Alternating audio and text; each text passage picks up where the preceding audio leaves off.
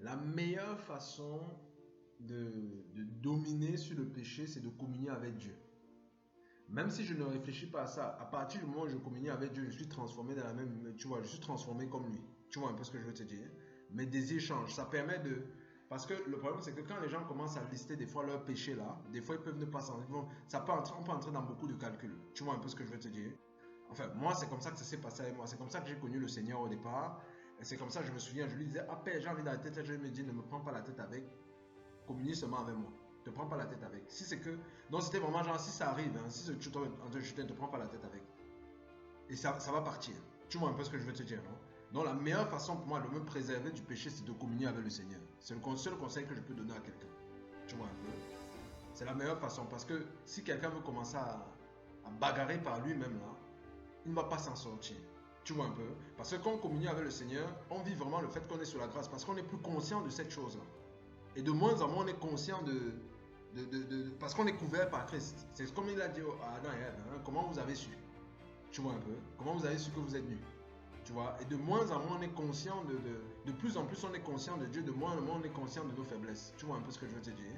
Parce que Christ devient notre vie. Donc, du coup, naturellement, on est en train de marcher dans ses voies, quoi. Donc, les choses se font toutes seules. Voilà, et ça se passe tout. C'est la grâce, c'est vraiment la grâce. C'est le seul truc que moi je peux donner comme conseil à quelqu'un. Donc, peu importe la chose. Et si maintenant la personne sait qu'elle a entamé maintenant une. C'est-à-dire que ce qu'il y a de bien avec le Seigneur, c'est que quand la personne sait qu'elle a entamé un moment de communion avec le Seigneur, tu vois, la grâce de Dieu fait que quand bien même elle se retrouve en train de chuter dans quelque chose, tu vois un peu, non? La conscience de la personne, à un moment, de plus en plus devient tenue dans le sens que, en tout cas, moi je sais que je communie avec Dieu, dans la chose partira. Tu vois un peu ce que je veux te dire? C'est la responsabilité de God. J'ai déjà fait ma part. Tu vois un peu?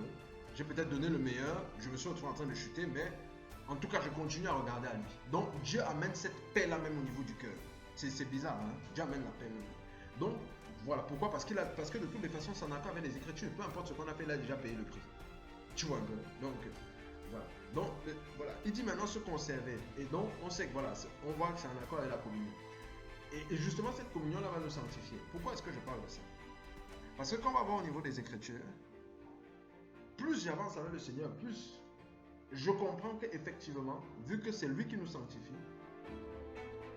il va s'assurer, c'est comme s'il y a des choses dans nos vies, voilà, il va s'assurer que la chose disparaisse pour qu'on puisse avancer. Où il y aura l'épreuve. Regarde par exemple, il y a deux cas qui me viennent dans la parole, on va faire un comparatif.